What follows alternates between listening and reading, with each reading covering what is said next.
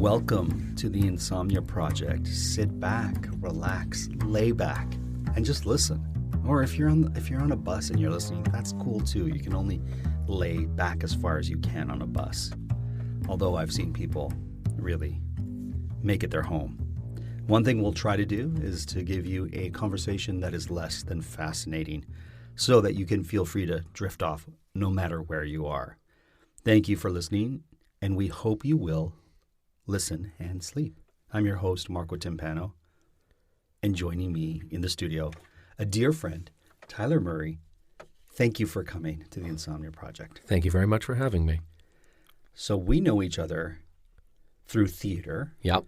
Because it seems like 90% of the guests I have on my podcast are theater-based. Mm-hmm. But I want to ask you this. Yeah. When you're cast in a show, mm-hmm. and the script is delivered to you, yep. whether it be television or theater, let's say theater. Right. What's your process when you have the script before you're even in the room with the director and fellow actors? Well, step one is read it. Okay. I know that sounds facetious, mm-hmm. but a lot of people will go right to highlighting their lines. Right. And focusing on the my stuff part of the script. And I in my years of experience, yes. I've learned that you need to see what the writer wanted to say first. Okay.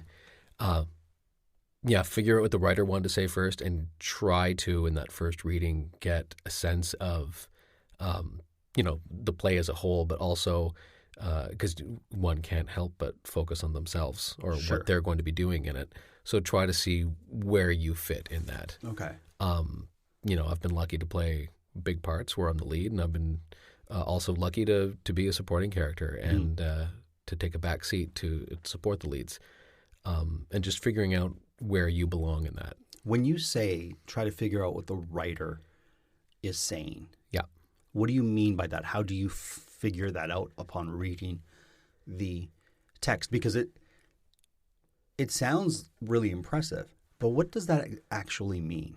Well, I mean, break that down for us. It can mean a lot of things, okay. right? Because in essence, it's your interpretation of what the writer means. Fair? Very much, okay. Very much, which is, I guess, part of the collaboration, right? Sure. And then doing what the director wants you to do based on what he or she interprets the writer to be saying. But I try to figure out, first of all, what the story is. Okay. And where my place in the story is, mm-hmm. be it lead or, the supporting character or just fifth business who just has to get this point across or sure. whatever. And then on the second or third reading, trying to see, like, I do when I do theater, a lot of musical comedy. Yes. Or a lot of comedy. So the writer's not trying to change anyone's opinions on, how to vote or save the planet. Right. Sometimes they are, but in my recent theatrical experiences, right. that's not been the case. So oftentimes, mostly in my experiences, it's just been how do you, scene by scene, and then, I'll just say, how do you, scene by scene, get the story across? And for comedy, it could be like, well, what's the joke? How's the writer trying to sure. make the audience laugh and try to deliver it that way? I mean, it sounds bigger than it actually is, mostly for the stuff that I do. But, okay, so let me ask you this. We were talking about you were in Les Mis. Yeah. What was the writer, Hugo in this case, yeah, right? Victor Hugo. And then the composers. Yeah, right. yeah. What were they trying to say, in your opinion? And I was pointing at Tyler in a very aggressive manner. You right, you can't hear that, but so just to put the pressure on. I'm certainly not laying back and falling asleep anyway. It's such a massive story. Sure. So it's a story about redemption mm-hmm. and revolution and growing. And bread. Yep. The importance of bread. Bread is, you can't. I think the people at Loblaws really needed to hear the story about bread. How some people were stealing it. For our international listeners, Loblaws is a chain of grocery stores here in Canada, and they had some issues, or they were sued because they were overcharging for bread. And Yeah. So that's a little bit of context there. Yeah. Then they sent everyone a $25 gift card as a sorry. I never got mine. Did you never get No, yours? I never I got still have mine. Oh, really? Yeah, we found it the other day, and I Fantastic. forgot to take it to the store. But So it doesn't go bad. I looked at it and it expires in 2028. Okay. What will you buy with that $20 gift card that you got because of being cheated by a grocery store on the price of bread? Well, we eat a lot of sandwiches. Okay. So I'll probably buy some bread. What constitutes a great sandwich for you? Oh, What are some ingredients you need in a good sandwich? warmth. Okay. I like my You sandwich. like a hot sandwich? I like it, my sandwich, not hot, but warm. Okay. Like the other day, I made my son a peanut butter and jelly sandwich. Okay. And he said to me, and he's kind of picky, like things that he loves today, he might hate tomorrow. Sure. And he says, "Daddy, you need to teach Mom how to make a sandwich." I was like, "It's peanut butter and jelly. What's the difference?" But I put it in the toaster on the bagel setting Yes. for a few seconds, like Yeah. for 10, 15 seconds, just to heat up the side that I put the peanut butter and the jelly on. Then I put Okay. them together. And apparently that's like some massive secret for my son. It sounds like your son's a gourmet. He is. He's a Yeah. bit of a gourmet. Yeah. Me, I like, for my sandwiches, Yeah. I like a lot of meat. Sure. I like a thick amount of cheese and mayo. Preferred cheese? I like a Or is it sandwich dependent? sandwich dependent, but like I usually make a chicken club sandwich Okay. with like a lemon chicken, lemon and herbs. Yeah. And for that, I like a nice flavorful cheddar. And just to come for full circle, your preferred bread. I was on ciabatta for a while. Okay. And now I like a Kaiser. Okay. And depending on the thickness of it, a Yeah. baguette. Okay. So when you say depending on the thickness, My local bakery, and I love to shop local. yes. There's a Greek bakery near my place, and their baguettes are really, really thin. Oh. So it's great to like just rip off a piece and like, you know, dip it in like a stew or something like that. But it's not great for making a sandwich. That's a true French baguette from France. They make thin ones, Right. thin, long, and pointy. Leave on it either. leave Yeah. it to the Greeks to give you a true baguette from France. There, you know. Right. That's just it. But back to our examination of what you do in your process when you get a script. Right. Okay, so you've read it. You've figured out what you believe the writer, he, Sure. she, or they are trying to express. And that's an ever-changing thing. Sure. Yeah. Sure. And what's your next step? Then I like to highlight my lines. Is there a particular color you like to use? I like a yellow Why? or a blue. Okay. Just like because it's bright. I'm also quite colorblind, so a bright yellow highlighter, it's hard to misinterpret Okay. what that is. I frequently do a lot of shows where I play multiple characters, Right. and so I like to use a different highlighter for each character. I was in a show where I played multiple characters, and one of my favorite characters in the whole play, and I looked forward to playing this person, had 2 lines. But I gave it such depth, and I really liked what I did with my voice, and I would get good laughs on it. Yeah. And it was just it had this character had a backstory. It had everything about it. And basically, it was a bad imitation of Harvey Feinstein. Was like, with the voice. Yeah, and- so that's what I did, right? Right. And I would look, and it was like What play was this? this was called It's a Wonderful Life, the radio play. Okay, yeah. So it was a radio play version of on stage of It's a Wonderful Life. My one of my best friends does it every year back in Cornwall. It's so wonderful. Yeah. It's such a wonderful festive holiday. I play. only saw It's a Wonderful Life Mm-hmm. for the first time as an adult. I was in like my late 20s. Okay. And I was sitting in my apartment and I was like, oh, I'll watch this. And, Sure. and I cried Sure. my eyes out at the end. Just blubbered. Is there a play that makes you cry your eyes out? A Christmas Carol. Oh, really? Yeah. And have you been in that? I've done a few productions of A Christmas Carol. I did a 3-person version of it. Okay. It's fun. Back in 2006, I was in the production of Lord of the Rings, the musical. That's right. And for anybody who is international, Toronto and London both did this production. It was at the time it was a $30 million production. Which was huge. It was the biggest yeah. stage production to ever. And it didn't do as well as we'd hoped it would. Mm-hmm. The reviewers were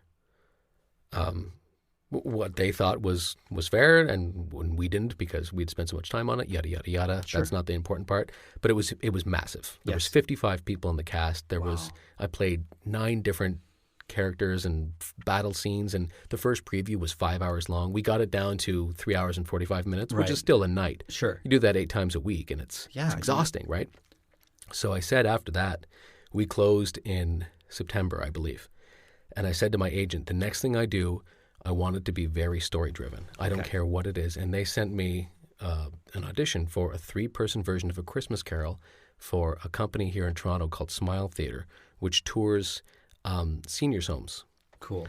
So your audiences can be bedridden and they're wheeled down and to see this. And sometimes it's in lobbies, and sometimes they have actual theater performing spaces or cafetoriums. And we traveled. There was 3 of us and a stage manager. We traveled around, and it was storytelling at its broken down to its root. You know, it was just 3 people telling a story. One man played all the male characters, a girl played all the female characters, and I got to play Scrooge. And it was delightful. You know, there was some performances were more difficult than others because, you know, people would be just getting up and leaving. I remember one lady saying, "Is this Scrooge? It's not very good." And like you could hear her, right? She was 5 feet from me. So, amazing. But that was great. And I talk about harsh critics. Right, seriously, yeah. Because maybe she worked for the papers, the Toronto papers. They had no caring left to give. So, which was fine. And then a few years later, I did a production at the Upper Canada Playhouse in Morrisburg, Ontario. Yes. And I played multiple characters in that. You know, there was a cast of maybe 7 of us. So, and loved it. Again, it's just the story of redemption, or it's never too late to do the right thing. Right.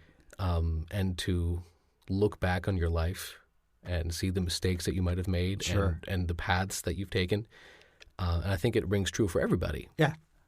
And so a few years ago, I was at Thanksgiving with my aunts and my entire family, and my one aunt, my very Catholic family. We're covering all the holidays. I love it. I know, right? Yeah. So I'm a recovering Catholic for the visit. Yeah. But my aunt said, "Would you, for Christmas time, do a dramatic reading of A Christmas Carol?" And I said, "If I do this, I want to do it my way." Okay. And she said, "Okay, just tell us what day you're going to do it." And this great big old 150-year-old church. And so this was for the community. For the community. I thought it was for your family at dinner. And I was no. What does this? That would be weird, right? So you're like, as long as I get to do it. As long as I get the attention, I don't care what anyone says. But so it was for her church, and I said I got the choir involved. Oh wow! So if there was any group scenes, because you can't do a Christmas show without Christmas music. What's the point? So I got the choir involved, and I got my sister to do all the female. Like she would read all the female parts, and my best friend, who's back in Cornwall, he's a drama teacher, but he was also, he's very easily could have been a very, very successful professional actor, and he played all the male parts. And I played the narrator in Scrooge, and then I got my nieces and nephews and my friend Jimmy's daughter to play these kids. So the conceit of it was, and they got this, this big, comfortable chair, and they put on the altar, and I came out and I was going to read my nieces and nephews a story. Right. And as I read, the story came to life. Oh, wow. And then they would come in, like my nephew became the ghost of Christmas Present, and my other nephew was the ghost of Christmas Future. And we had a piano player guy I went to high school with, and he underscored a bunch of stuff. It was really nice. But working on that, because I had to adapt it to be a 90-minute version, that would be, so it couldn't have been any more than 90 minutes, because an old church pew, if anyone's ever sat on those they're things, not comfortable. They are the furthest thing from comfortable.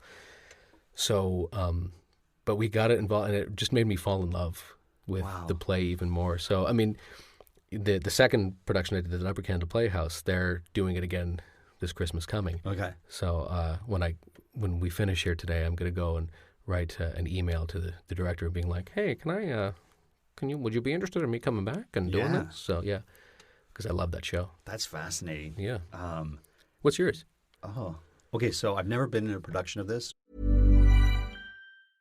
With almost 500,000 customers and over $1 trillion of secure payments, Bill isn't new to intelligent finance. It's the proven way to simplify bill pay and maximize cash flow. Want to learn more? Visit Bill.com/proven for a special offer. nor have I ever seen it on stage. Well, okay, hang on. So I love Les Mis. Okay. And I saw it years ago when I was in high school, and I just fell in love with Les Mis. Mm-hmm. Then, so for me, that's I could see that anytime it's playing. Right. Call me up, I'll go. Did you see me in it? No, I didn't. Oh, okay. Did you do it here? Yeah, did it here in New York? What year? Because I feel like I wasn't in town when it was. I feel like I was away. I was on a cruise ship. That was 2014. Yeah, believe. I was working. No, 2013. Yeah, I was working on a cruise ship. Oh, okay. Yeah, I'm pretty sure I was on a cruise ship because I remember being like, "Oh, if we go home, I really want to see it." Yeah. And yeah, but Let's circle back to that because I want to hear what your experience on the cruise ship was. Oh, sure. Okay. So yeah. I love The Sound of Music, and my dream would be to be Baron von Trapp in The Sound of Music, even though I don't sing and I don't Right. have a great singing voice. He doesn't do much of Right. that, so maybe I could fake it. But that's one I would love to see. But Mervish did a production of that a few years ago. and I heard it was amazing. It was I really wasn't interested in seeing it because Right. you see it 17 million times. Sure. I don't know when that became a Christmas movie, but it Yeah. did. But I was doing Dirty Dancing at the time downtown, right. and they gave us tickets to the invited dress rehearsal. It was 2,000 people were in the theater, but Right. And I sat in front of a bus full of nuns. Oh no. So that was wonderful. That's amazing. It was great. Right. And I had a lot of people I knew in it from the Toronto theater community, Sure. and it was the most stunning production. It was great. I'm so sad I didn't see it. I don't even was know really why good. I didn't see it. Well, you were probably on a cruise ship. No, not that time. Oh, okay. Well, it was a good excuse for the first one. No, but we were. I'm pretty certain that's when we were on the cruise ship. Hang on a second. 2013. No. No, Les Mis was 2013. That production of Sound of Music, I think, that would have been like 2009.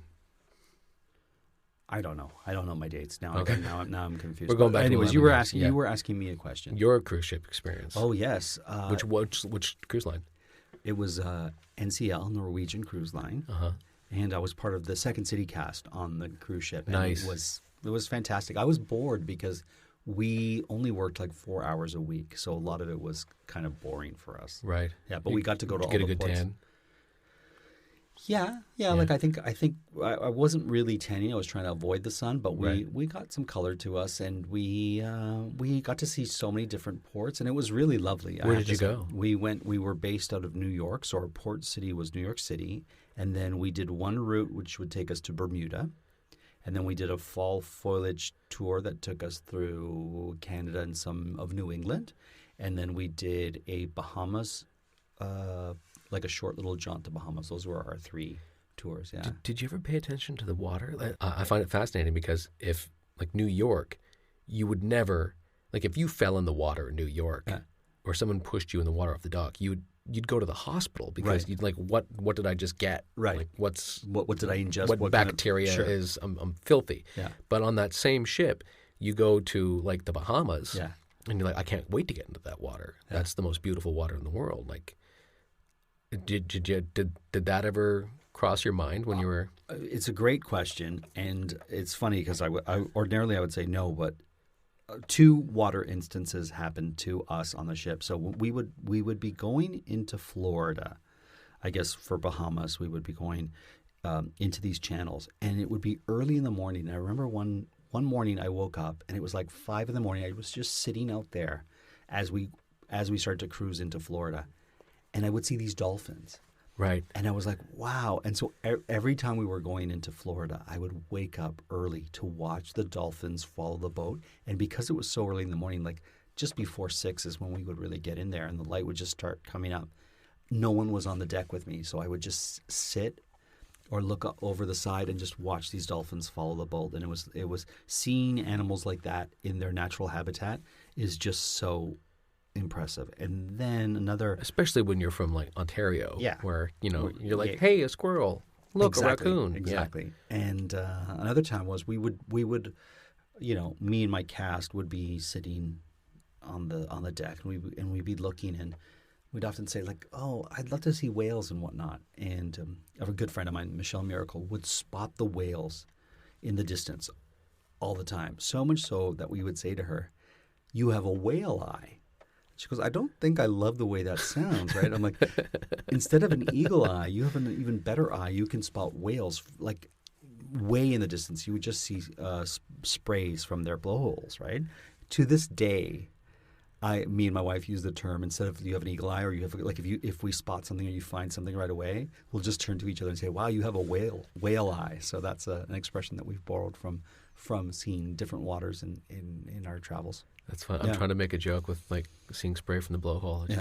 But maybe not for this podcast. What about yourself? Like, what were you doing on your cruise? And which cruise line? I was on Disney. Oh, okay. It was great. It was 2000. I was 26. Okay. And I was playing the lead in a new musical that they had commissioned for the 50th anniversary, of Disneyland. So that was going to be their kind of big deal. And then I played smaller parts in some of the other shows. Sure. But they wanted to feature me in the one, so I didn't have to do as much. I was the Tarzan understudy. Okay. I think I was Disney's Fat Tarzan. Okay. Because I went on once. Is that how they bill you? They should have. But like a loincloth, a wig, and like a really cool circus routine, which I think I kind of did well. Amazing. But I mean, the guy who actually was Tarzan was like, he was jacked and he was beautiful, and then I was skinnier at the time. This was like 30 pounds ago. Okay. But still I was not as shapely. So it was kind of like, they were waiting for Tarzan to come out. Then I came out and I swung out, and they're like, oh, okay. But anyway, then I did a cool routine. But I didn't get featured a whole lot. Okay. And whereas the rest of my cast, oftentimes the actors will follow Mickey and Goofy around and Cinderella around as the people to stop the line when their time is up and they have to go inside, and just kind of crowd control. And I didn't have to do that. Right. And okay. I actually had a full day off. I think I had wonderful. Wednesdays off, which is beautiful. So I had a wonderful time on the ship. I was on the ship for 6 months, I think. Wow. Yeah. And you would perform all but one day? Yeah. The first day we were on there, we were also they usually use the actors as the captains of the lifeboats. Okay. So you get a captain and a co-captain, and the cast goes around the lifeboats. So I was the co-captain of a lifeboat. So on the first day, you get on the cruise ship, and then you have to go do the safety thing. Right.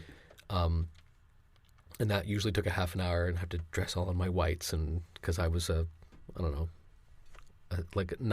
wasn't an officer. I was a what's one step down from an officer? Oh, don't know. Something off. Anyway, so long ago. But and then we would do an opening show, and I was in the opening show for 45 seconds. Oh no. And my dressing room, just upstairs from the theater, was 2 flights down from the dressing room was my cabin. Okay. So it was kind of like go 45 seconds and go back down to my cabin. And then the other days, the actual musicals that we did 3 a day.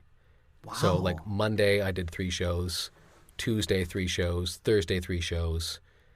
Friday was a different kind of a show, so I only did like 1. Mm-hmm. And then Saturday for the closing show, I was in it for another 5 minutes maybe. Wow. So I had a great time. And then we had a couple of specialty cruises. So that, like one time they were like, it's 2 weeks. We need content. They threw in a murder mystery. So they got a bunch of us to do a murder mystery. Amazing. And it was just, it was fantastic. Wow. So we had different experiences because I would perform once a week for an hour. We would do, actually I shouldn't say, we would perform 1 full show a week, which was, or a cruise, which was like an hour in length. And then we would do a 40-minute set at the bar one night, just a little improv set just for fun. Right. And that's all we to keep yourselves from going crazy. Yeah. No, that was scheduled. And then we would play board games or whatnot to keep ourselves from going crazy. I wanted to ask you this, and this is something that would be a great sort of tool for our listeners who might not be, might be looking for other ways to keep themselves healthy. What do you do when you're in a show for 6 weeks in order not to get colds or to protect your voice that you're using or just to stay in optimum health so that you don't impact the production you're in? Well, the last production I was in, I was out in Calgary doing a show for 3 months, and it was very vocally demanding on me. Sure. So I would have to spend the entire day without speaking. Oh, you would? So it was silence. And it was a lot drier out there as well. Sure. So I bought a steamer, and I steamed my voice a few times a day, and then I would just not use my voice at all. my instrument, Sure. if you will. And I always hate it when people call that. But then when you're having vocal trouble, you really understand that, it kind of is a thing that you need to protect, right? And then, try to bark my way through it when it was really rough. But I got through it, thankfully. A lot of times, if you go out of town, theaters will have agreements with, like this particular theater had an agreement with a gym, a YMCA in Calgary, Right. a beautiful YMCA in nice. Calgary. So, go work out for a couple hours a day, get my sleep. Because I was away from my family, there was no excuse to not sleep in. Of course. I felt guilty every day Right. that I would wake up late. And I'd think of my wife and be like, oh my gosh, you're doing everything by yourself. I'm so sorry. But then you had to do it, right? Right. Especially with a physically demanding show. People think, oh, you're only working for 3 hours a day or 2 hours a day. But for those 3 hours, you are going full tilt. Yeah, full force. You know? So, just try to stay as healthy as you can. Like, I would love to tell you that I eat well, Right. but I don't. Okay. But you do everything else. I have a portable humidifier that I take with me that basically you take a water bottle that you get in whatever location you have, and you flip it over and you put it into this little thing that will produce steam while you sleep. Right. So that you always have Well, the place I was staying, they provided me with a steamer there. Oh, great. And we put a steamer, my dressing room mate and I, the theater had an extra steamer, so we put one of those in the dressing room, and then we each had those portable steamers, like the face ones. Yes.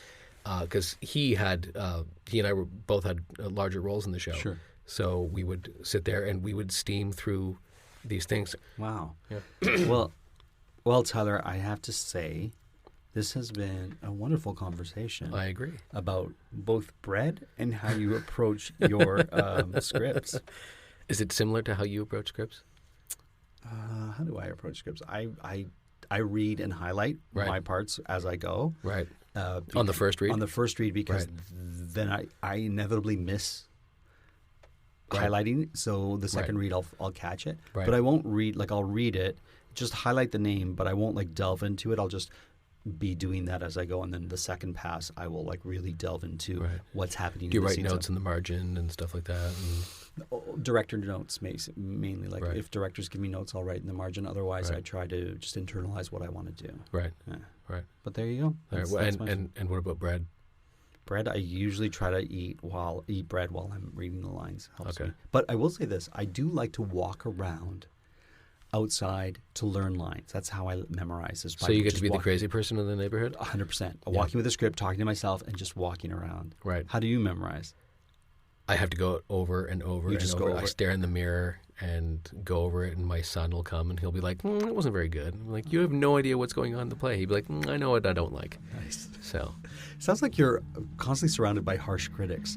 I don't know. I mean, if you're surrounded by harsh critics, then you're constantly striving to do better. Because I tell you one thing: if I deliver a line or a joke and my kid goes, "I like that," then it's you other 2,000 people per night can go sit down because this guy liked it. This guy, print it. Yeah. Print it. Yeah. Well, thank you so much for joining us here on Thank you for having me.